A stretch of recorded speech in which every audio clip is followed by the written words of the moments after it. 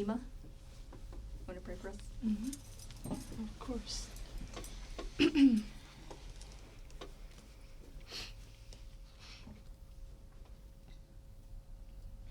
Father, we do thank you for the many ways that you remind us of your love and just how magnificent you are. I pray that in our times of struggle and trials that our hearts and our faces would be turned to you. That we wouldn't rely on the things of the world, but that you would be our only source.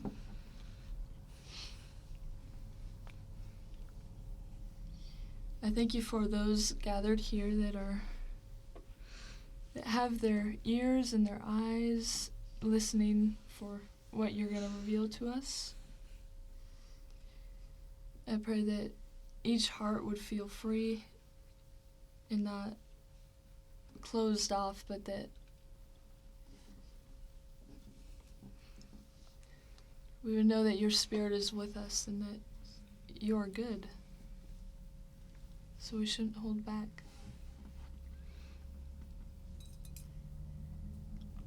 So, Father, I love you, and I thank you for this time. Amen. Mm-hmm.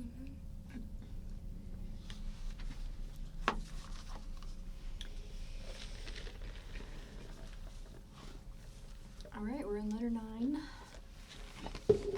I do have one encouragement. Me and Hattie were actually talking about this earlier. One thing I feel like I struggle with a little bit is, like, sometimes reading the letters kind of, like, last minute.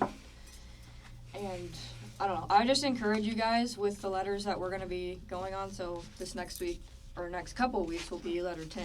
Reading it even a few times. Just so that, you know, you can spend a good amount of time with the letter, because I just feel like there's so much, even when they're small, I just feel like these letters just have so much depth and stuff to it. But yeah, I'm kind of saying this for myself too. I encourage all of us to just take a good amount of time with these letters, because there's just so much in it. Mm-hmm. Yeah. Does anybody want to volunteer to read the 2 versions today? I can read this one. Okay. I can Yeah, read we're this other one. Perfect. No, I think that one is the modern translation, and This this is- one is the old one. What about this one, though? I think those 2 are the yours- same. Yeah, these 2 are the same. Well, Similar. Are close to the same thing. They have a few words different. Okay, how do you Can I go guys first? Okay. We are not to choose the manner in which our blessings shall be bestowed. I think you know what God requires of you. The question is, will you do it? You understand that your love of self is causing the struggle you are having with the will of God. So now, you must decide what you must decide is this. Are you going to allow pride and selfish ambitions to keep you from doing what God, in His mercy, wants you to do? You are so careful about passing thoughts which bob into your mind and out again, and worry about so many details that you should not be thinking about. Why are you not as careful about your continued resistance to the Holy Spirit? Is this continued resistance due to the fact that He has not given you what you want in a way that will flatter your ego? What does it matter if you receive the gifts of grace as beggars receive bread? The gifts themselves are no less pure nor precious. God loves this beggar-like humility and delights to send help to such people. Isn't this the way you put off self by humbling yourself before God and confessing your self-helpless without Him? Isn't humility an instrument of God which makes us have faith in Him rather than ourselves? Isn't this the way that you die to the life of self within? And if not, then what do you expect to accomplish by all your reading about pure love and your frequent devotions? How can you read what condemns the very depths of your soul? You need to understand that you are being influenced by selfish pride when you reject the gifts of God just because they do not come in a shape that suits your taste. It is difficult for me to understand how you can pray when you have an attitude like this. What is God telling you in the depths of your soul? He asks nothing but death, and you desire nothing but life.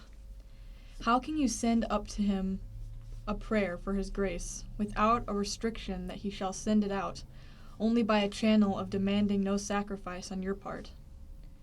Can you expect God to minister to the gratification of selfish pride?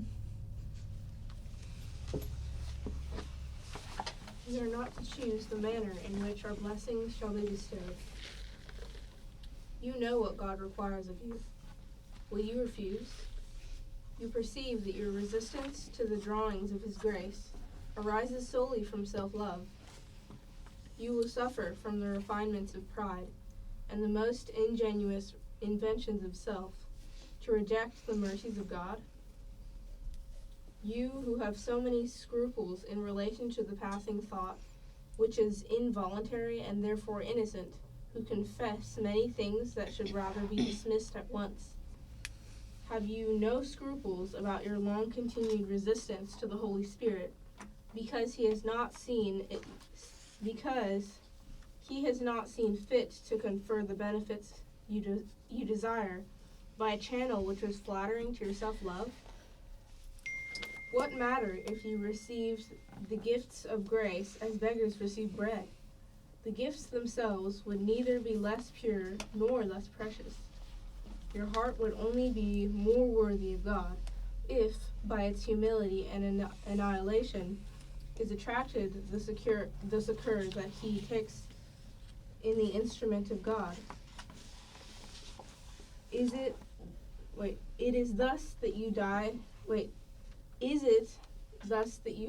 to the life of self within? To what purpose are your readings about pure love and your frequent devotions? How can you read what condemns the very depths of your soul? You are influenced not only by self-interest, but by the persuasions of pride when you reject the gifts of God, because they do not come in a shape to suit your taste. How can you pray? What is the language I got lost. You're good. I feel like those lines are so close together. What is the language of God in the depths of your soul? He asks nothing but death, and you desire nothing but life. How can you put up to him a prayer for his grace, with the restriction that he shall only send it by a channel demanding no sacrifice on your part, but ministering to the gratification of your carnal pride?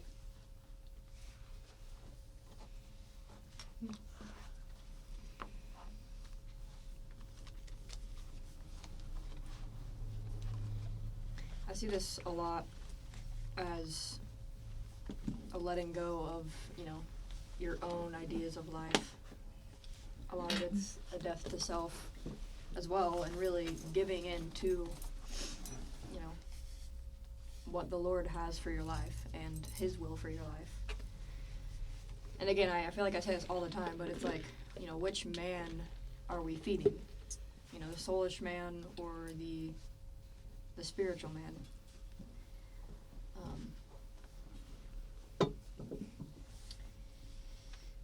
This letter kind of hit me when I read it. I think it was a couple days ago. I just was like, a lot was on my mind, and kind of just, it was one of the first questions. It was like, it says, I think you know what God requires of you. It's just like, a lot of time it's almost like we know, but are we actually choosing to live in such a way? And I was like, whoa, it's just, I don't know, all these letters just seem so timely to me. I was telling Hattie that this morning, but. Yeah, I also feel like, again, with what you were saying, we have to be, I still, with reading every one of these letters, it's very easy to want to do it in your own strength. For me, I have learned, because I care so much about doing this, it's really important to me that we are careful not to do it in our own strength, because I have done it before. Because I've tried so many times to love and to, I don't know, I would try to love and everything in my own strength, but it doesn't work when we're not submitting our will and our desires to the Lord, which is what this is saying. I just feel like it can be easily twisted around when you actually try to put it into practice. You like lose sight of the whole thing about those who are led by the Spirit of God, or the children of God. And like, yeah, so that was one thing that I was thinking of. The other thing that I feel like is being said in this letter is like, it reminds me of this song, I guess you could say. It feels like it's improvised or something like that. Singing about like preference and how like we can't confine God to our preference. And I feel like this is when it says something like where is it? Something about him not coming in the way that you would want him to, or in a way Not that like pleases flattering your flesh. your ego. Yeah. That's what it says here. Yeah, but like wanting him to, like, we need to be open for him to come in a way that might hurt our soul or our flesh. In fact, that we need to die in order. We do need to die to our flesh in order to become one with him and stuff. So like, I'm sorry, I can't figure out how to word this. No, I understand. But like it's all about like, this is all about like how God's not going to come to you in the ways that is going to feel good to you. He's going to come in ways that require contriteness and brokenness. I feel like that's very encouraging because, like, you know, thinking of how, like, I guess a broken down mindset to contain your own wanting, well, your Desire. own fleshly desire, yeah. And what you want is such a hard thing, but you would think that it would be the way you think it is, but it always comes in the most unexpected ways and in the most perfect yet you think not so perfect times. Isn't that beautiful though? Like, we think we know what we want. Ooh, In the we flesh. think we know what's best for us. Right.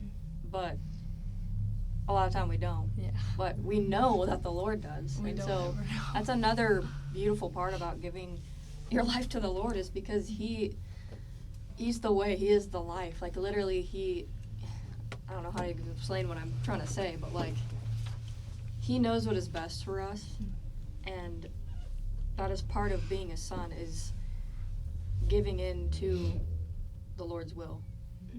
And Trusting that he knows better than us. right.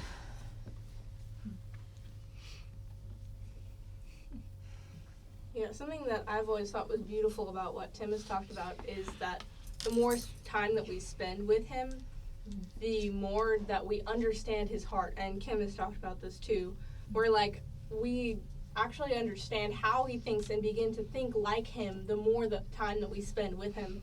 So I also feel like the more that we are with him and the closer that we become with him, the more naturally our minds just become like the mind of Christ. Right, and then our desires change. Yeah. Because, you know, we want what our Father wants. Right. I was encouraged by the Seven Spirits meeting, and the last one, the fear of the Lord, and just being closer to the Lord and having that respect and reverence to Him. Like, it's just so, I desire that so much, to desire that, if that makes sense. Like, I really want to more and more find a peace and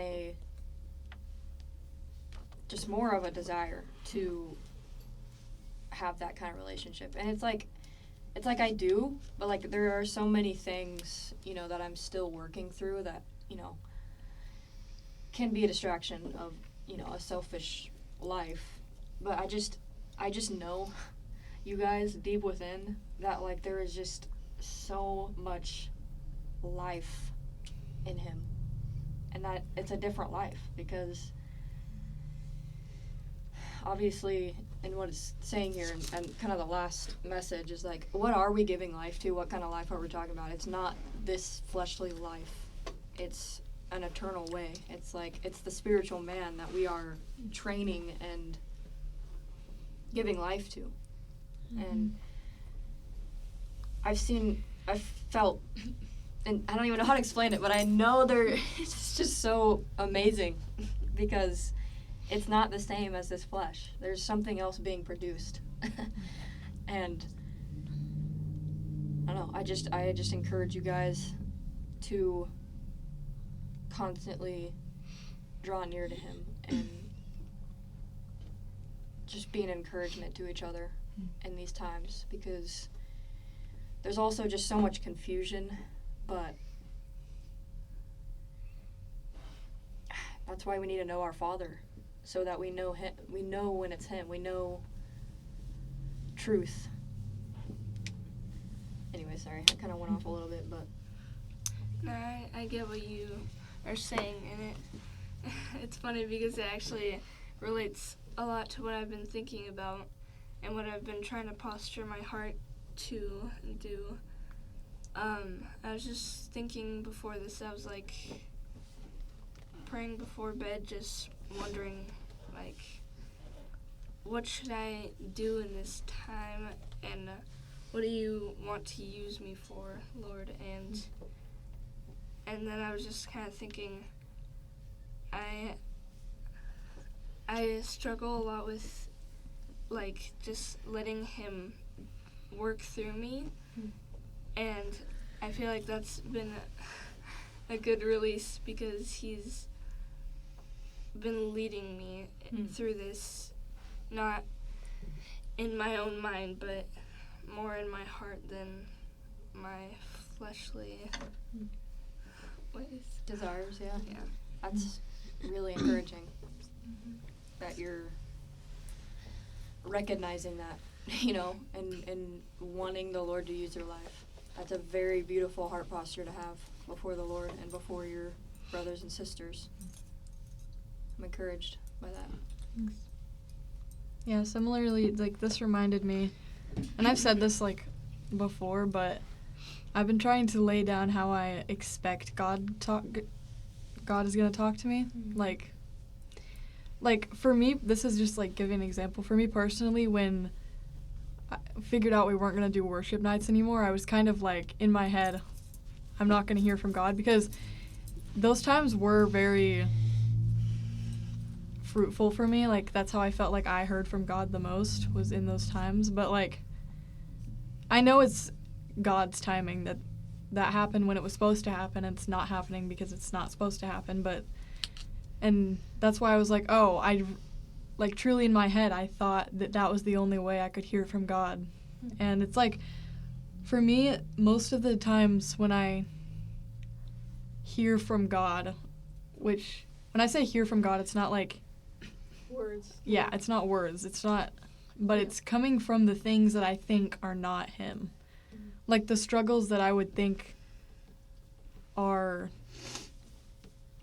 given from the enemy are sometimes given by God to teach me something.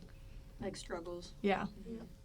Like, things that I try to run from because I think that they're, like, from the enemy, and sometimes they are. Like, my But reaction... God can use them for good. Yeah. Yeah. Yeah. That's... Yeah. Yeah, I think it's really beautiful that your perspective in times like that of struggle. Mm-hmm. I feel like it worded it in Haley's book really well, of just, or maybe it was something you were saying, I don't remember, but like, just why those certain things come in our life, and why and how we're going about them is so important, because of exactly what you're saying, because of what the Lord is wanting to work in us, or even out of us, certain things that need to come out through certain struggles, and I think I was talking to Kim about this the other day, just about, like, a different perspective in that, and it just being, like, I'm kind of out of lost words. I think you were there. It was on Friday. Do you It was want to explain Saturday. that? Do you remember what she was saying, like about like kind of that perspective of going about a struggle? Do you remember how she put that? No. I don't know. It was just encouraging because obviously Sorry. our mind, it's fine. Our minds are so powerful when it comes to, you know, how we're thinking about something and perceiving something. And so when we change that, when we shift that, especially, well, really in anything in our life, it can just change how even the outcome of a struggle or what the Lord is doing in our heart and mind through certain, you know, struggles in life. And I've actually, in ways, seen that in my own life of when I am going through, even if it's the smallest of things, emotion or certain things, when I see it differently, when I like go about it differently, it completely changes the way things are produced in my own life and other people's life, you know? I'm trying to think of an example so it's easier for you guys to understand, but like, are you kind of with me with what I'm saying? Like this perspective? Yeah. We kind of talked about even Justin's class, like the response to certain things Mhm. and how we respond to, you know, certain things that come to our life. But maybe you guys have examples of that, but It's like earlier in this book, The Spiritual Progress, it talks about how you can find joy in hardships. Mhm. It's like how joy is more of an act of the will than it is a feeling. Hmm. And I feel like that's kind of what That's you're talking pretty about cool. with the Yeah, I like that. perspective. Yeah. Mhm. It's like choosing to worship God and focus on His goodness rather than how miserable we are in the Yeah, hardship. that's a good point. To not, again, when it comes to struggle, be all self-focused. Like, why me, you know? Like, think of the Self-pity. greater purpose in something like that. Mhm. And what is being produced otherwise. I don't know. Yeah. It's kind of hard to explain, but. Yeah, it's like I've talked about this before, and we all know this, but it's like the direction of our motives and our thoughts and our perspective rather than like if we're going through hardships or if things are easy for us. Whether things are hard or easy for us doesn't matter, but the posture of our heart and the direction that we're heading is the thing that matters most to God, because that's going to produce maturity if it's in a direction striving towards. There's like a balance even between two, like struggle or not struggling, you know, like how is our mind posture in life in general, you know, no matter what we're going through. Yeah. Because obviously we don't want to just go to God because we're struggling. Yeah, that's what. Yeah. It needs to be our life posture, our heart posture always, you know. Yeah, I think that still goes with the analogy of like traveling or like going somewhere, because like if you have a set destination and you're going towards that, or are you just like wandering about? Like if you have this end goal, which is perfect maturity, and you're sticking to that place, and you have a consistent mindset. And obviously we all wander a bit because we're learning how to remember to be present with God and everything. But I think since we always come back to that end goal of God being the priority, that's what matters to Him, is our direction. Yeah, something I always wonder about that, reaching the end goal and striving to be a perfect son, a mature son. I always think about in different times or just in general, is it hard or is it easy? And like, what does that make you think of when you're going through that? Like, what feeling do you have? I feel like, I don't know. I mean, it's not really a feeling, I wouldn't say. It's like a choice. For me, it's something that I mentally process, where I often ask the Lord to remind me of Himself when I've reflected on my day and realized I haven't remembered Him. So He does remind me of Himself, and so when He does, it's like the renewing of your mind. It's repentance of, oh, I wasn't operating in sonship before, but now I choose to, which is really just being aware of God's presence and asking Him to be my strength and work through me. It doesn't I don't really doubt that I'm doing the wrong thing anymore. I used to often be like, am I just thinking this because all I really do is ask the Lord to be my strength, and then I just keep going with a knowledge of Him. But when I have this perspective of being a son, it's like when we have our identity, we can live life without really, all the little mistakes don't matter because our mind is set in the right place, you know? So for me, it's actually a pretty mental type thing. So but I actually often find that I can much more easily remember Him when I'm going through some kind of hardship than if I were just going through life without struggling with something, which is interesting. I haven't really realized that before. I'm sorry. Can you re-ask what you said? I think I was a little confused about what you meant. I didn't really know you were asking a question. Sorry, I didn't really No, get it's that fine. one I that I just- was asking a question, but I was just kind of like wondering kind of what Haley was talking about, like when you're going through that, how do you remember that, and how does that, I guess, feel when you remember that? Yeah, I think what I heard from Elisa was like, what does it feel like to operate in the ways of a mature son? Okay. So like the recognition when you're in the struggle, like how do you get there? Is that what you're saying? It's hard to explain. It's similar to that. It's like, because I always think of things as like, I don't know how to explain much, but like hard and easy, but how does that like come along to you when you think of like being in that maturing process, I guess? Like when you're doing certain things, how does it? I think what you're trying to say is like that balance, even when you're in a hard situation or an easy situation. Mm-hmm. Like, yeah. Oh, I see. I guess see. like that, sorry. I feel like the Lord has been able to give me peace in hard situations, so it like doesn't take the pain away. The thing is still hard, but He gives you like this peace about it. Does that make sense? Or does that tie in with what you're saying? I really, That's what I feel like. Sorry. Yeah. I really want to find that story that was talked about in our Analytics time. That like story about that son and the horse and like Oh, that's like the perfect. Yeah. I was trying to explain it the other day. I don't know where to find it, but maybe I'll send it when I find. But it's like it talks about what you're saying. It's like I think it goes back to like how we are responding to anything in life. Like that's why it's important to have a certain heart posture before the Lord always, because it doesn't matter what happens. I don't know. I kind of lost my thoughts there, but there is a balance between good and bad situations in our life.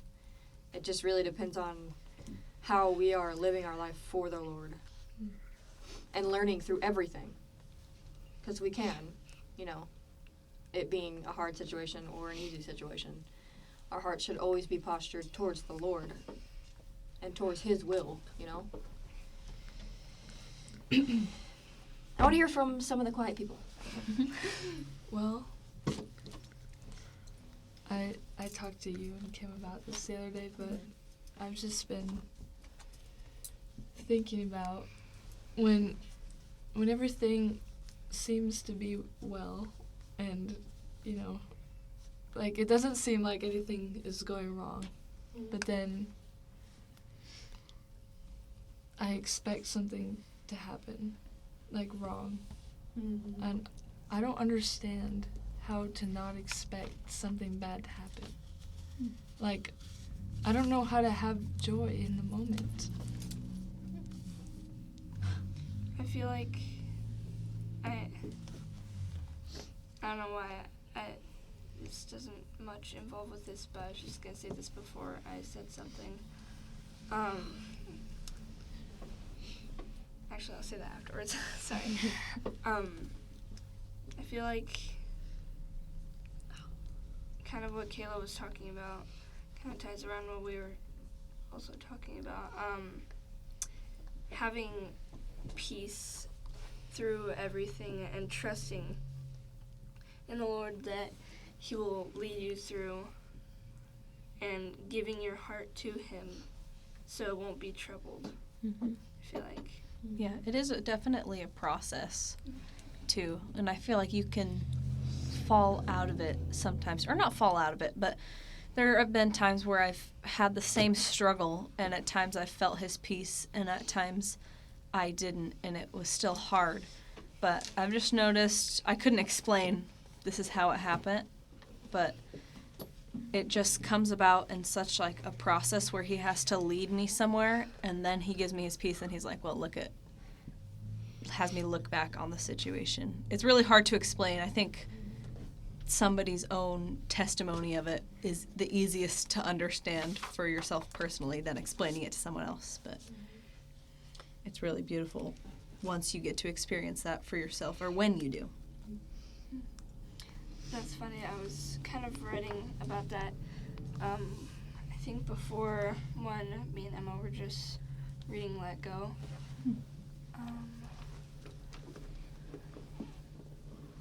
Sorry, I'm trying to find it. I think part of that is like when before the hardship comes and worrying, like anticipating the hardship. I think part of that you can like use for good, because when we have an orientation of the hardship being something that's ordained by God, then we're not afraid of those things anymore. So like, then if we know how to have joy in the hardship, we can still have joy when things aren't hard, because it's joy either way, because God doesn't change and He always wants us to be maturing. And I think that's the balance that we're all actually been talking about. Mm-hmm. Is like, how is our heart posture always? Mm-hmm. Always, yeah. Like, how are we? What do we always return to? Right. And again, even when there is like a struggle, it's not like we're always gonna know the outcome or like know certain things. It's having that faith in the Lord, knowing that He is good through it all. You know. I found what I was writing about. It's just talking about kind of how He will show you peace and things that you won't expect, and He can show you things through one thing many different times in different situations. But here's what I wrote. One thing can make so many differences and help you in so many things. Sorry, I was going to write more, but then I forgot to write more. But what I was going to write is, even though it's one thing, it can be bigger than one thing in different ways. You're reminding me of those principles of analect. life. Well, yeah, the 3 principles of life was like, when learning one subject, you can learn 3 things within it, or when learning 3 things, you can learn one great thing. You know?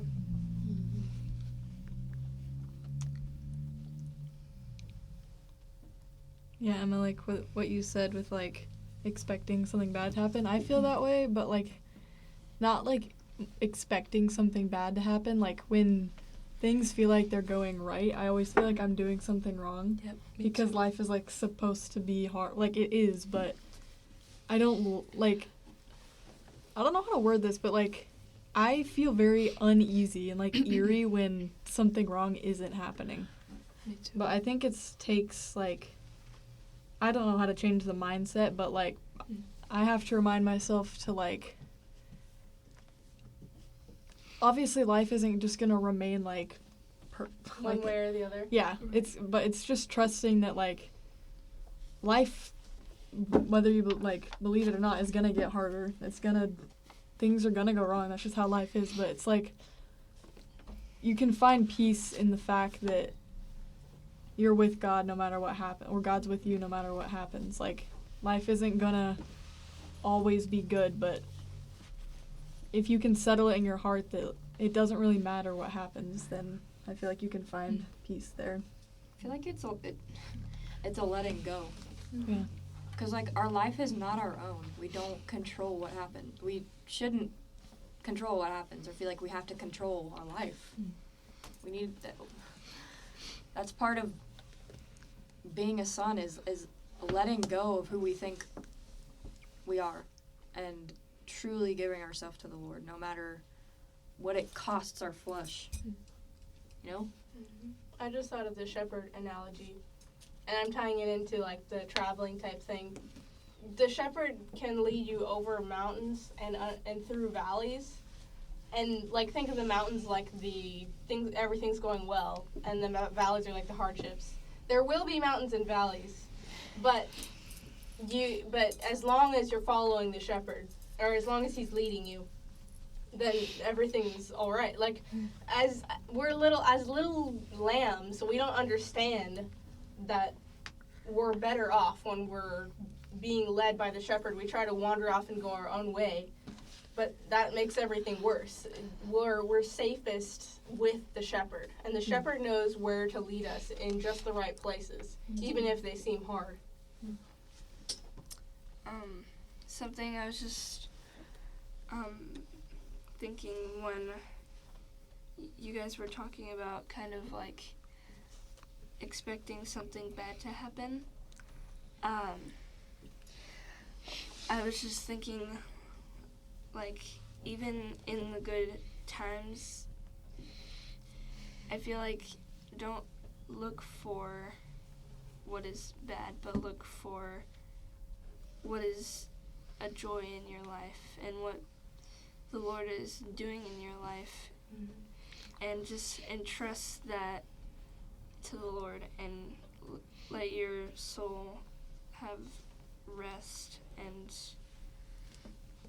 kind of give yourself to Him and not fear anything surrounding you, because He will always protect you.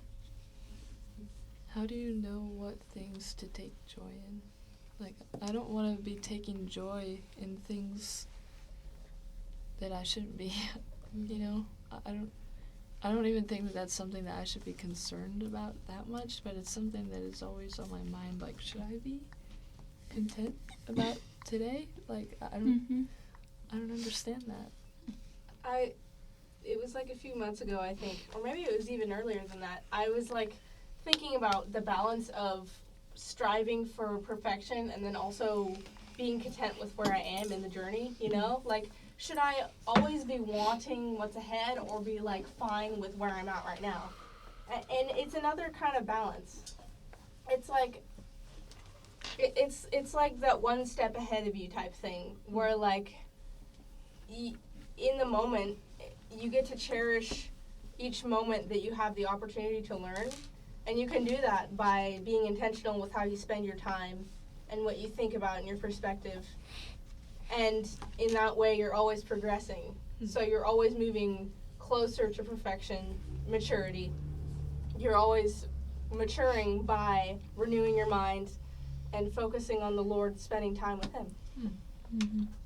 And in like circumstances in life, that being like things you can't control, I do think that the true joy of the Lord runs through it all.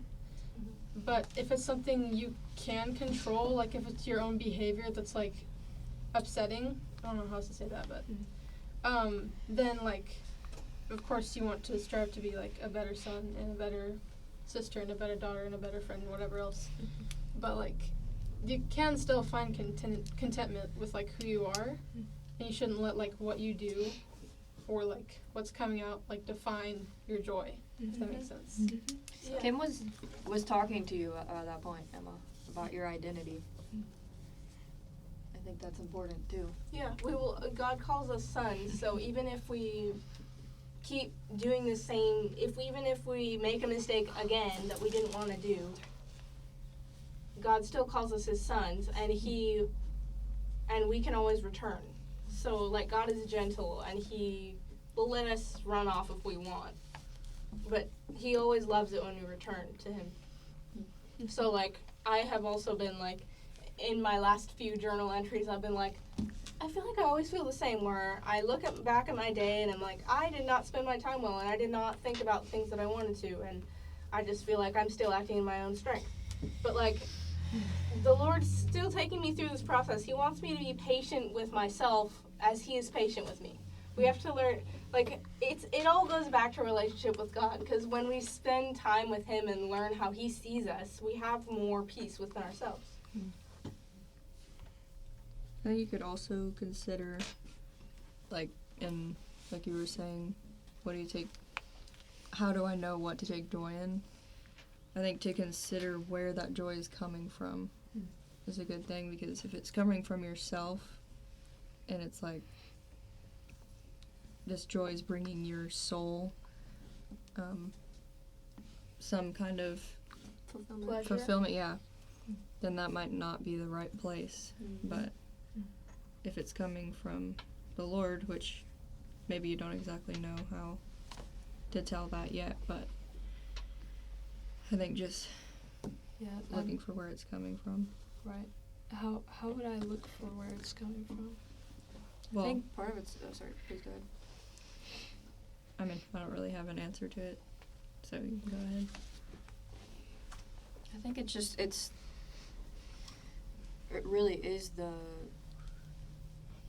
motive of something, you know? Like what does it produce? And maybe you don't always know that either, so I'm kind of there with you, and we're all there with you in learning that. I do want to hear what you were going to say though, Esther, like, you don't really No. Yeah, I think that is a good question to have. Like, what do we take joy in life, and what do certain things produce in us when we find joy in certain things in life? So maybe you're finding happiness in like a book or a show, and like it's just appeasing your flesh. That's not a bad thing, but you just like maybe just need to recenter what you're prioritizing, so that maybe you could even look for something that God might be wanting to tell you in that thing that was appealing to your flesh. Because like God wants to use all things for good for the ones that love Him. He is able to do that, and we can even use things that we find ourselves that like, I mean, this is just a thing for entertainment, but God can even use this, I feel like. But like, if it's not, I'm trying to think about like, if you don't know what your joy is coming from. I feel like your original question was like, how do you find joy? So I was thinking about how you can be encouraged by seeing the progress of your fellow sons. Like, you find joy by loving one another, which is laying yourself down. Like, because we're maturing, we're becoming more like the Lord. All of us are in this process. So when we love each other, it produces joy naturally. So like, it's like how Jesus, he despised the shame of the cross, but he did it for love of his Father and his brothers. So like, I don't know, I just was recently thinking about how one who is all consumed in their own pleasures wouldn't understand how you would enjoy letting someone else have a privilege that you could have had for yourself or something like that. But even those little things can like reveal, and I feel like you can also be encouraged by seeing your own progress, being encouraged and not discouraged of that you are taking steps forward. So I feel like really, if you boil it down, it's all just focusing on the Lord. It's all literally just and like, we can have feelings. If we're feeling sad, then we don't have to push away from that. All we have to do is come to the Lord. And even if we're like, Lord, I don't know how to find joy, I don't know how to find peace, it's okay, because I'm with you, and I know you will help me work through that. That involves a lot with what I was just thinking about. I was thinking about something that just like, it like actually like makes my spirit man, like, seek joy in that and feel, like, peace in that, I guess. It's, I was thinking about it in this way, I guess. Like, taking time to spend with the Lord, that makes him joyful, and Yeah. that makes me joyful that he's joyful. And I get excited when my father is moving and he's joyful. And that kind of involves also with, like, the having more of a mindset of the Lord and becoming more like him. And those are the things that we should take joy in. Yeah. And that's why having and knowing our identity as a son is important, is because then those things, the things of the Lord, will bring us joy. And those should be the things that we take joy in, you know?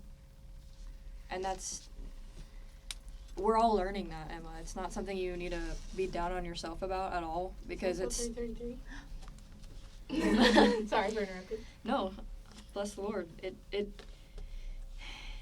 It's a process we're all coming out of, is to know what to take joy in, what to, I don't like the word happy, but like, I don't know. Content. Right. So, don't be down on yourself about learning that, because we're all learning that together.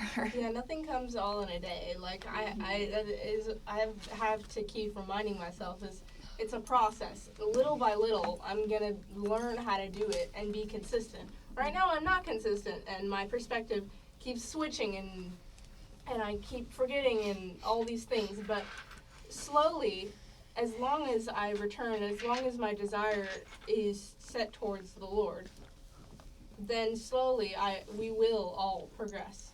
So like, I've been thinking about time. Like, time often deceives us. I feel like it makes us feel trapped. It makes us feel discouraged because we're limited by time. We feel like we're not making progress because this or that. I feel like it's all limited to our perception of time. God is beyond time, so to him, his sons are progressing, his people are progressing, and he wants to walk through that with us. He doesn't care how long it's going to take.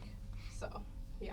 I think one thing that's kind of easy to take joy in too is the progress of someone their growth in the Lord. Like that's something that is very easy to take joy in when you're witnessing that. Like, that's for me. Like, when I see someone growing in the Lord, and it's so encouraging, because you know that the Lord is doing something in their life. And I don't know, I think that's one beautiful thing to take joy in as a son, and to encourage each other in joy. And I know we've both have done that and felt that, for sure. I believe all of us have, because, you know, we're all, and bless the Lord for it, we're all getting to do that together. Like, that's one thing to take joy in.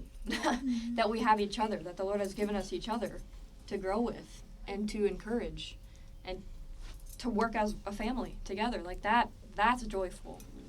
To be working and growing out of an old way and out of this world that is not going in a good direction, you know, taking joy in that the Lord is the light and that he is the way, and that there is so much more than ourselves in this, on this earth. I don't know. It's just, there's, you know, there are encouraging things that we can take joy in that are outside of ourselves. You know, I think that's definitely one thing with, like, certain things of having the right joy in. Is it for ourselves? I think that's what Esther was actually kind of explaining in that, like, what are we taking joy in? Is it a selfish joy, you know? Yeah, you hit the nail on the head. You, like, connected what me and Esther were both saying. But yeah, there is so much. But it is a really good question to have in your head too. It's like, what am I taking true joy in? And I think the Lord is really leading you in beautiful and eternal things in that, Emma. And that you're recognizing, like, man, there are certain things that I'm taking joy in that aren't leading me in the right way, and that needs to change. And the considerations that you're having right now, to me, is actually evidence of your growing maturity. Because like, if you think about it, it's like a growing awareness. You're able to see more of yourself, and that's ordained by God. And so, like, he's giving you that step in the process, even though it might be hard because we don't know yet. But yeah, I'm glad you brought these questions here. These are good questions. I think it's even just beautiful that you brought that up and that you were humble to, ask something, even of people who are younger than you and older than you, and just that you're opening up and you feel led in that to share that you're feeling that. I agree, because what that does, as we're all here together, learning together, is putting that same question in our own heads. What are we taking true joy in, you guys? So, I think we talked about it, and have been talking about it the past few weeks, is like, what are our motives in life? What is our heart posture towards the Lord always? And it's really important what we do with our time and what we find joy in and happiness. Like, what is true happiness? What is true fulfillment? Haley, what you said about, like, time, and it kind of does tie into joy. Like, I often think, like, thinking about the future is kind of terrifying, because I don't mean to say this in, like, a sad way, but, like, you're not going to be with the same people that you are now for the rest, well, who knows, but most likely you're not going to be with the same people, and that's, like, kind of scary to think that, like, like, in some cases, like, my mom is still with her, most of her family, but, like, with my dad, he's, like, in an entirely different place with entirely different people than he was, which is scary, but, like, I'm trying to trust God that he has a plan, and that's why I'm, again, back to joy, like, not joy, like, yeah, like, I'm trying to hold, how do you say that, like, hold lightly, like, there's, like, a thing Take lightly? no, like, I think I know what you mean. Yeah, You're- like- you're, I get the point. you're not holding on to something that Yeah. might not stay the same. yeah, and it's not that I'm, like, it's not, like, staying away from people because, oh, you're gonna lose them one day, but it's, like, giving that to God and being, like, it's your will be done with the future, and, like, I don't know, I'm trying to figure out how to live. I feel like that's also a reason to, like, cherish them even more too. Yeah. As well. Right, because I think what you're pointing to, Hattie, is not having earthly attachments. Yeah. Because once you get attached to something in a certain way, when it goes away, Mm-hmm. there's gonna be a world of hurt there. And, like, obviously, you're attached to people, like, your family. That's just, like, there's nothing you really should do about just, like, what I'm trying to, like, get is that you can give them to God, if that makes sense. Yeah. Like, you can be like, I love this person so much, I hold them very dearly, but I'm giving them to God. Does that, like, make sense? Yeah, That's what you're You supposed to entrust do. them to him. Yeah. that should Yeah. be with literally every relationship in our life. Yeah. Especially our family. Mhm. Because again, we have no idea what is gonna happen. Yeah.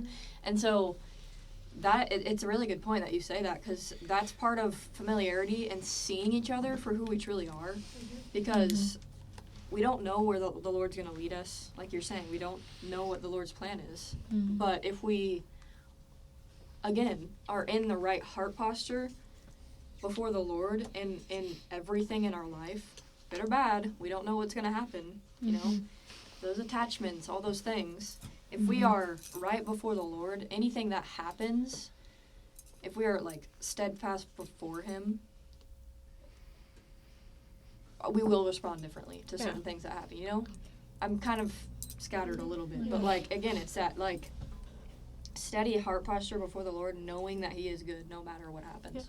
And I feel like if you can give those things to God now, it's not that it like lessens the pain of like I'm not like I sound very like I'm speaking the future, like I'm just saying we don't know what's going to happen in the future, but you lose people, and if you can give them to God, you kind of feel at peace when you do lose them. You know what I mean? Like with Emmanuel, for me, I was like, I had kind of settled in my heart. I was kind of just like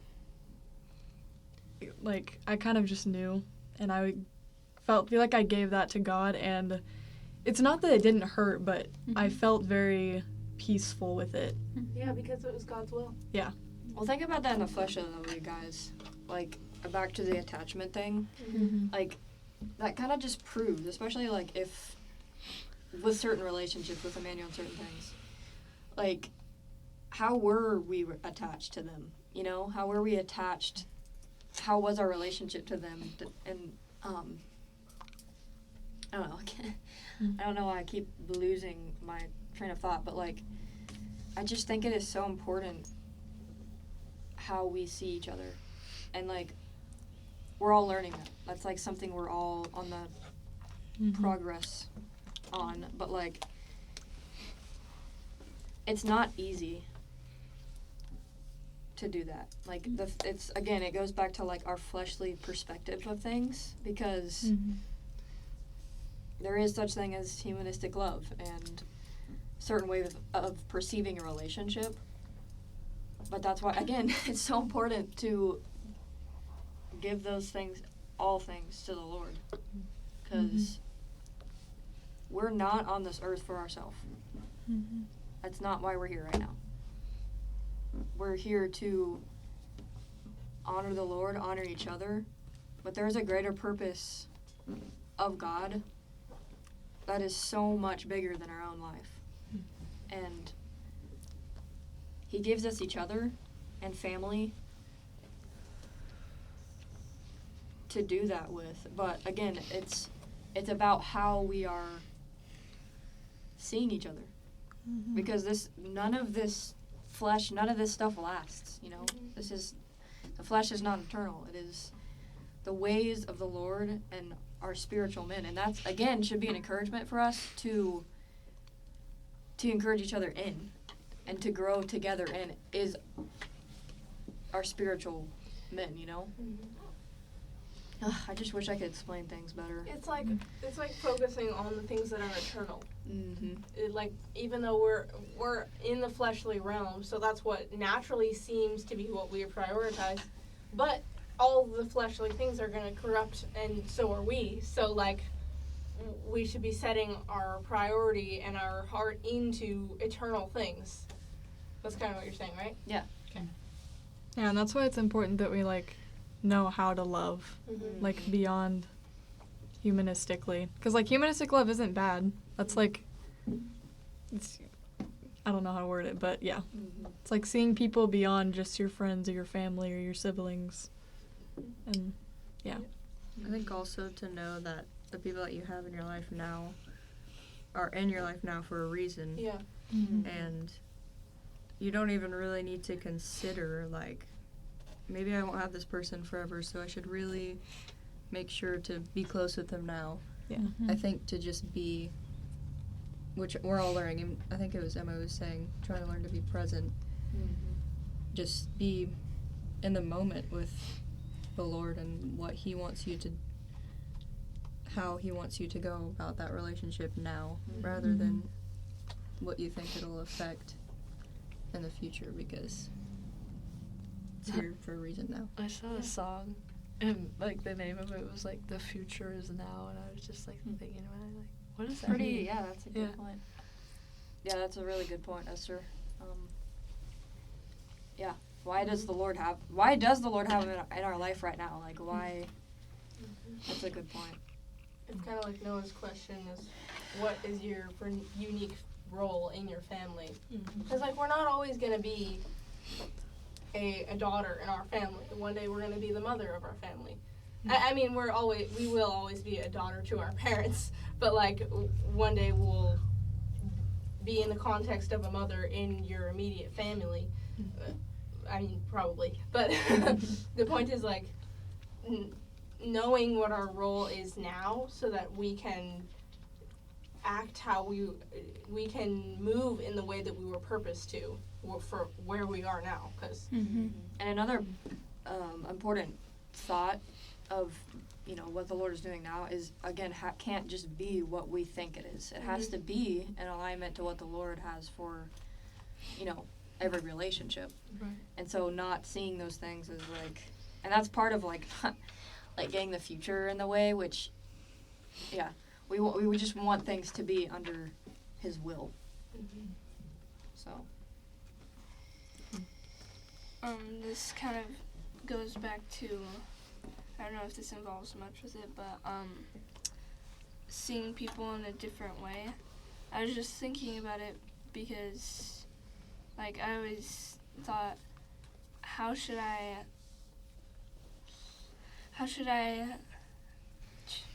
not treat, but like, regard the people around me, and how should I deal with that and like take that on. And what I was kind of reminded of is that, like, entrusting that to the Lord, but also seeing people in a different way, seeing them through the Lord's eyes and not seeing them through your own fleshly eyes, seeing them in a different way, as a son in the Lord's house with you and along with you. Yep. That'll definitely produce something very different in a relationship, you know? Because it's seeing the perspective of a whole nother way of life and in relationship to other people, you know? Like, perspective of a fleshly level of a relationship of something that's not going to last, or something that is eternal, which, again, I'm going down a road I can't really explain, but yeah, it's pretty cool stuff to learn a new perspective, and I believe that the Lord is doing that in us if we choose to allow that in our life, because we have that choice.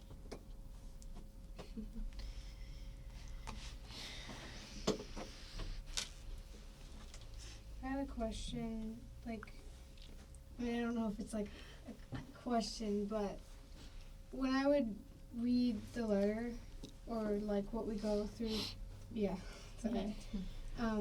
Before we go here, it's hard for me to understand. I know that's probably why we have two like translations, but it's like hard for me to understand what it like means. Like it's hard for me to understand it at all because it's the letters themselves. Is that what you're saying? Yeah. I don't think you need to worry about that as much as maybe you think you need to know all about it. Like, I think part of these letters are kind of like a foundation of where our, you know, conversation can stem off of. Yeah. So don't be hard on yourself about that, Isabel. That these things will begin to make more sense in the Lord's time. So Also, I did notice that, but I actually am now seeing that it could be a strength, actually. You could, like, as you further in maturity and as you ask the Lord to reveal things to you, you could read a letter and ask the Lord to reveal His Spirit to you, because, like, not being able to comprehend them could actually help you when you learn to hear the Lord, because as you grow, as the Lord speaks to you, because we can get caught up in the intellect, and the intellect isn't bothering you when you struggle to cognitively understand. I don't know if that might be the wrong direction. And if it is, I would love to like summarize these or put it in simpler English so that you can And I think it's also a beautiful opportunity for you, Isabella, to take the step in asking questions like you just did. Yeah. Like, if there's something that you don't understand, ask. Like, you could even pick out a certain sentence and be like, what does this mean? Mm-hmm. Like that starts beautiful conversations, you know? And so don't be hard on yourself about things you don't know. And also, don't think that we know everything, because we don't. Right. We're We all also- learning together. Yep. This time isn't just about knowledge and learning to know things. It's really about building a relationship together. And Supporting each other as we mature.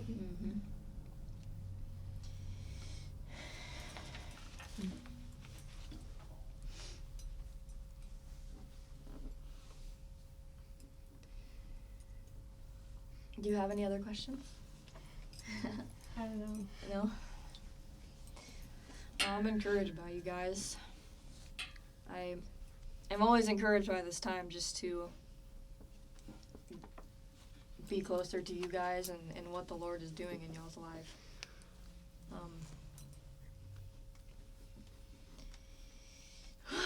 Yeah. Any other thoughts, you guys? I think it is a lot to think about, but you're not gonna get it all at once. It's a process that takes time and isn't something you just learn all of a sudden, because the Lord leads you through it and you are learning as you're learning, I guess. Learning to learn. And Bella, I feel like Naomi's encouragement of reading it even several times throughout the week also might help with that.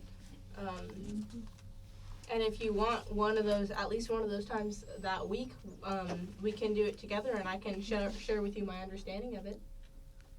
Yeah, that's what I was gonna say. I've been reading it with Elisa, and I'll just, if she asks me something, then I'll just like help her out. Yeah, It's that's a good idea. much better. And then, like, even if we both understand it, we can share. We might even have two different perspectives on it that are like two sides of the coin, you know? Right. I really even just love to hear from your heart, Isabella. Like what the Lord is doing on your heart. Like that's just another thing that just is encouraged in this time is just to share, you know, what the Lord is doing in your life. Because we all want to grow from that. We can grow from what the Lord is doing in each other's life, you know? It doesn't have to just be about your understanding of something. It can be how you're growing and Yeah. even through the struggles of your life, you know? You don't have to have everything figured out. Yeah, exactly. And it doesn't even have to be like on subject, because like I know a lot of times it's hard to like talk and you just like change the subject, but like you can just like Again, this time is for building each other up and for building a new relationship in how we operate together. It's not just about a book, you know? So don't just be limited. Like that's kind of what you were sharing last week is don't just be limited about just this one thing. It's about how we're relating together as sons, you know? And I was encouraged by what you said not too long ago. You were saying that the book is just to start us off and to get us to engage with each other. And I feel like it's very encouraging that it has really been doing that, and we've been relating to the book and how the Lord plans that in our lives. Right, and this book has so much goodness in it too. Like there's so much to learn from these letters. I'm not saying the book is just not like nothing, but like it is a good foundation in conversation and leading in certain things. So Yeah, it's beautiful that like Fenelon's writings can inspire conversation that he never thought it would, right. because it has the Spirit of God in it. Well, I think there's actually there are struggles in here that we all struggle with, and so it's seeing those and being like, oh, I see that in my own life. How can I grow in that? Or yeah, so Recognition is an important step.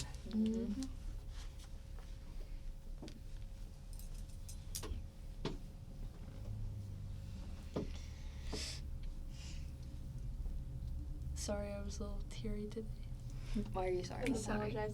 If you say sorry for that, then I am sorry for going on and on. Don't say sorry for that. Okay. Don't say sorry for that. Candy, do you wanna end us off today in prayer?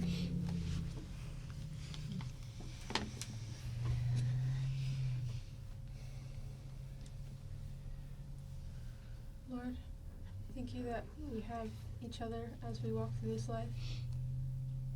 Thank you that you're also alongside us, teaching us and helping us to grow alongside one another and forward. Pray that we would not lose sight of your hopes and expectations for us as we continue to move along in your ways. Pray that we would not be discouraged or falter because of our own mistakes. Pray that you would continue to lead us forward. Amen. Amen.